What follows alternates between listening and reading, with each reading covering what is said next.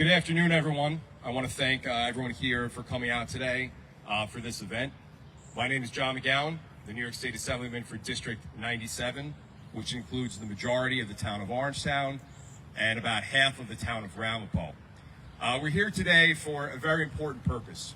We're here to talk about the Conservative Party primary for this seat, for the Assembly seat, which will take place on June 25th. And we're here to talk about, first, to alert voters in the Conservative Party of this upcoming primary, to talk about the candidates, and to talk about the issues and why it's so important that we're here today, that voters know about this upcoming primary. So before we get into the program, I want to just announce and recognize the elected officials and my colleagues in government and supporters throughout the community who are here today. I want to start by acknowledging our County Executive Ed Day, Rockland County Republican Chair Lawrence Garvey, New York State Conservative Party Chair Jerry Kassar, Board of Elections Commissioner Trish Giblin. From Congressman Mike Lawler's office, we have John Malloy. We have candidate for New York State Assembly District 96, Ronnie Diz. From the town of Orangetown, we have Supervisor Teresa Kenny. We have Deputy Supervisor and former Town Council member Dennis Troy. County Legislator Ray Sheridan. Town of Orangetown Council members Brian Donahue, Jerry Batari, and Paul Valentine. We have the Orangetown Republican Party Chairwoman Brittany Davin. On behalf of the Orangetown PBA, we have President Pat Casey, Vice President Sean O'Connor, PBA members Greg Baisley and Dan Ryan. We also have Ramapo GOP Deputy Chair T.Z. Balsam and Clarkstown GOP Chair Joe Ryder. So I want to thank all my colleagues in government and politics for being here today and for your support. So June 25th is the Conservative primary here for Assembly District 97. And I was elected, and I've had the honor of humbly serving in the New York State Assembly. Was elected in 2022, and I'm in my first term. And I am seeking re-election. I'm a Republican, but I was endorsed by the Conservative Party in 2022, as well as this year for this election. But we have a race. We have a race because there's another candidate. His name is Thomas Sullivan, and Mr. Sullivan filed late. He filed, well, I shouldn't say late, but right up until the deadline. The last day of filing, he filed his petitions right at the very end. And then the next week, Mr. Sullivan tried to decline his nomination. Here's a public record, I'll call it Exhibit A. He filed with the Board of Elections, declining his nomination for consideration in this primary. However, he filed too late. And under our current New York State election law, a late filing of a declination has no effect. So Mr. Sullivan will remain on the ballot. Mr. Sullivan does not live in District 97, which, as I said earlier, comprises the town of Orangetown and the town of Ramapo. He's actually a resident of District 96, which would be now Assemblyman Zabrowski's district.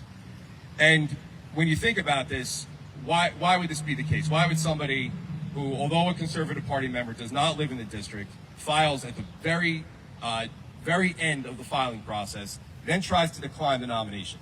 Who does that benefit?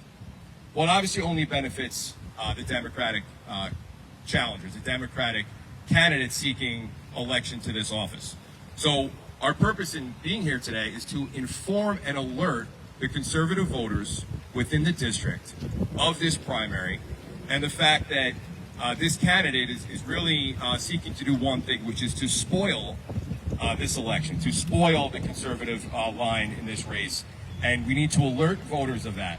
I'm not someone, in the two races I've run for county legislature and then for New York State Assembly, I have not done any negative mailings or campaigns against my opponents. I'm a positive candidate in that I am proud of my record. I'm proud of my experience. I'm proud of my voting record. I stand behind it. I got enough to say about the good things that I've done and what I intend to do moving forward. I don't need to spend time talking about the other candidate. But in this case, we need to inform voters what is at stake and what they're voting on. And to provide some further insight into that, I'd at this time invite our County Executive, Ed Day, who has some experience with this particular candidate. County Executive Day. Thank you, John. You know, there's a song, an old song out there saying, the games people play. The sad part is when it happens, when it's part of our electoral process, it's disgusting, it's wrong, and it should be called out. And I appreciate Senator McGowan bringing this to the attention to everybody. The candidate, Mr. Sullivan, I know very well because Mr. Sullivan ran against me on a conservative line when I first ran for office back in 2013. I won't say anything bad about Tom. I mean, he was very gregarious and everything else, but there was clearly something at play here, and I think the Senator nailed it on the head as to where it's coming from. Tom actually talked himself out of a debate because he said, I'm just here as a spoiler. He had no interest at all whatsoever in moving forward in his race against me. We're seeing the same thing develop here. Papers are filled out, lines are taken, names are placed on ballots, for no reason other than just disrupt the system that we have that we hold so dear. That we just recently celebrated Memorial Day, where soldiers gave their lives to protect the rights of Americans, especially the right to vote. To see it compromised in this way is wrong. It needs to be called out, and that's my contribution to this today, is to do that. There's more important things here right now. John McGowan has been a vocal supporter of Rockland County and the needs of our community since he first came to office. He is a person who has earned your trust and earned your vote. And to my conservative voters out there, where I have gotten the conservative line more than once, and I consider myself Republican conservative. To those folks who are going to vote on June 25th, understand what's going on. Cast your ballot for John McGowan to make sure that the madness that goes on in Albany is at least stopped at times, because of people like John McGowan is ready to put the fight up and has shown that he can do that. So with that, John, I thank you for doing this, and my support is with you as always. Thank you, Ed. At this time, I'd like to invite up Rockland County Republican Chairman Lawrence Garvey.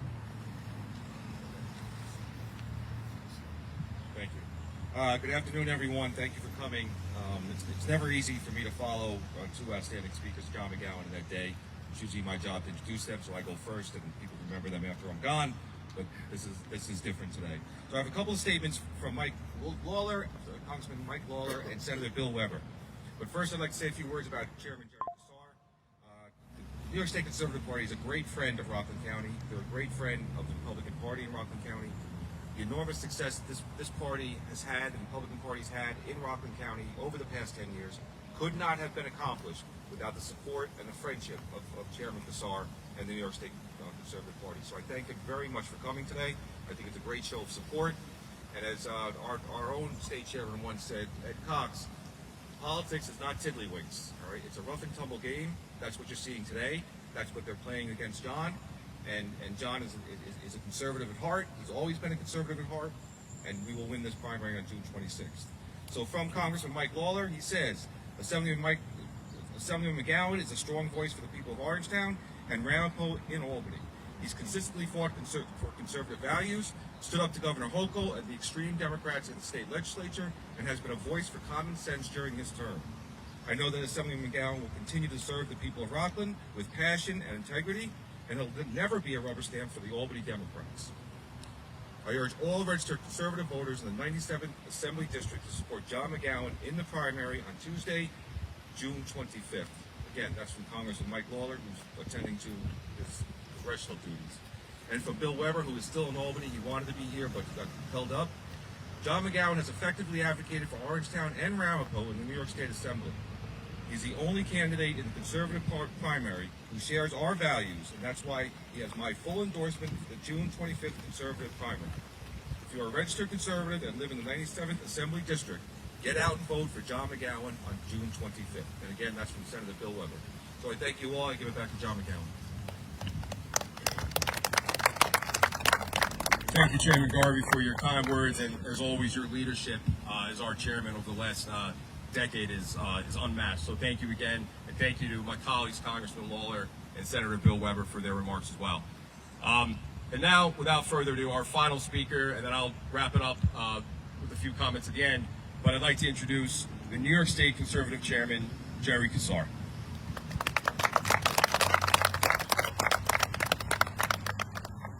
You know, I'm from Brooklyn, so pretty much everybody I see in Rockland has come from Brooklyn. So. Or the Bronx. Or the Bronx. John, Ed, good friend, the county chairman, Lawrence Garvey. It's great to be here. It's great to be standing in front of good people, hundreds of flags. Let me be clear, let me be extremely clear. The Conservative Party strongly supports Assemblyman John McGowan for re-election. There should be no mistaking that. And there are reasons. It isn't just because I know he does a good job locally, and it's not, frankly, because it's better for the Conservative Party to be working with the Republican Party in a unified way.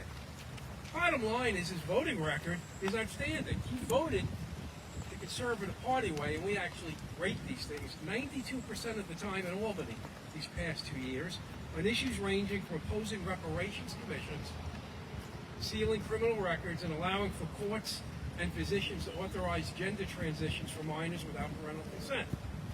He has sponsored and voted for conservative proposals to cut taxes, wasteful government spending, out-of-control environmental programs, such as eliminating gas stoves, can you imagine, repealing backwoods criminal justice reforms, including cashless bail, and election changes that enhance the possibility of fraud.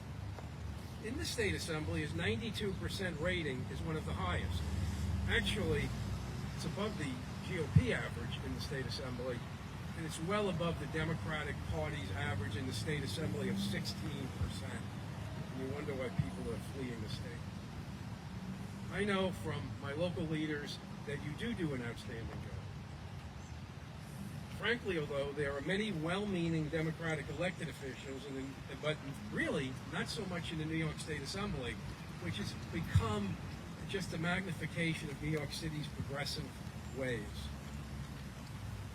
Anything that can assist them in taking back a seat is something that those who believe in the values and philosophy of the conservative movement needs to oppose.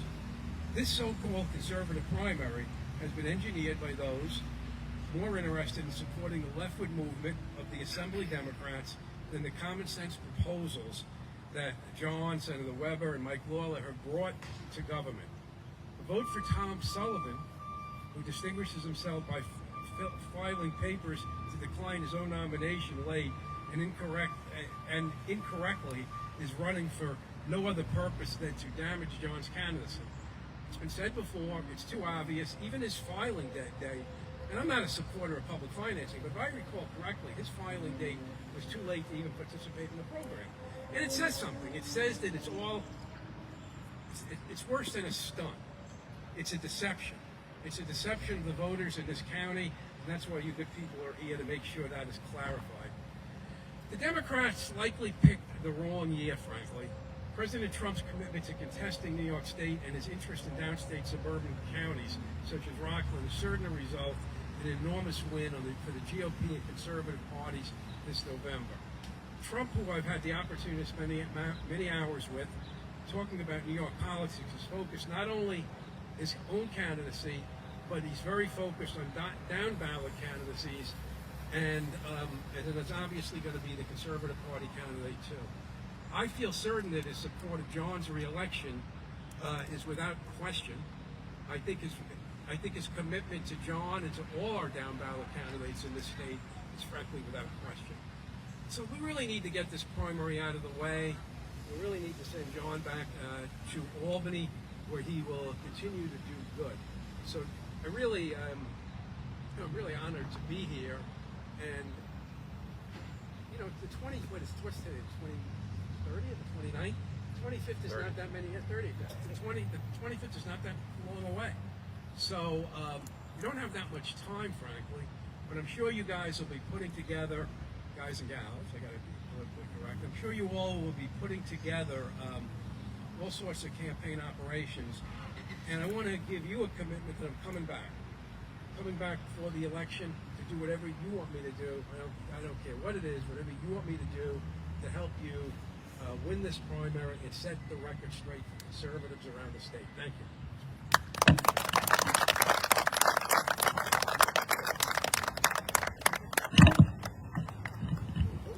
Oops. Don't kill him now, Fred. Crisis averted. Crisis averted. I hope so. Well, I can't thank Chairman Kassar enough for his commitment to this race, but to overall to Rockland County. It's what we're trying to do here. And I'm proud of the 92% score that I received from the state Conservative Party. But that wasn't done because, I was paying attention to what bills were being ranked, or I was overly concerned about a score. I look at each vote, I look at each bill, and I try to do the right thing based upon the values that I hold from this community that I grew up in. I've lived in Rockland County my entire life, and I neglected my wife, Christine, who's also a Rockland County resident her entire life. We live in Pearl River. I've lived my entire life in the town of Orangetown. And the only reason that I even got into this whole political thing is because I care about the place I grew up, and that I want to live the rest of my life. So my record demonstrates what I believe is the right thing to do. Let me tell you, in Albany, there are all sorts of crazy bills and crazy things being passed. We need elected leaders who support our law enforcement, are opposed to pro-criminal legislation. I'm a former prosecutor, and it turns my stomach at some of the things that are being proposed and that we have to vote on, like clean slate, giving convicted criminals a clean slate, a clean record, when our crime victims never get the same opportunity, can never wipe away what happened to them. And these are the types of things that continually happen in Albany. Our budget that was passed a couple of weeks ago, albeit late, sent $2.4 billion to New York City for the migrant crisis. And when I debated that bill with the chairman of the Ways and Means Committee, I said, what is this for? And I never got a clear answer. Allegedly for shelter costs. But there was no rubric onto how much money was being sent where, and where's it going to go next year. Last year was $1 billion. This year it's $2.4 billion. I don't ever remember the state sending $2.4 billion to help veterans, to help law enforcement, to help the homeless. But we're sending it to New York City. The governor proposed cutting foundation aid to send less money to our schools, and thankfully that didn't happen. But again, that $2.4 billion in New York City, I still have trouble getting over that. So these are the things that we fight for every day in Albany. And these are the things that are important to voters here in Orangetown and Ramapo and Rockland County. And I would hope that the conservative voters see my record. I'm going to be knocking on everyone's door over the next month or so, or under a month at this point. But we have a plan. We have a mail plan. We have a door-knocking campaign. We're going to be going out, and we're going to be making sure that our voters know about this primary coming up. And today is the first step moving that direction. So once again, I thank everyone who's here today. I thank my colleagues in government and my supporters for being here. I look forward to this race. I look forward to continuing to work hard, and again, being that advocate and fighter for Rockland County and Albany. So with that, that concludes today's press conference. If there's any questions, we're happy to take them. Even better. All right. Thank you so much.